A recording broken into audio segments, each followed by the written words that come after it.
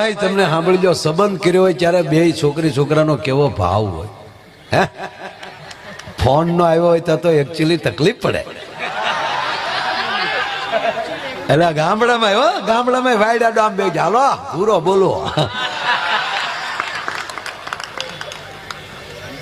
હાલો તો ઓલી દીકરી કે બોલો ને પણ સમજો હું કરતા બાની એ ગોદડા ધોવે. બાપા ક્યાં ગયા હતા? હાઠિયું ક્યાં?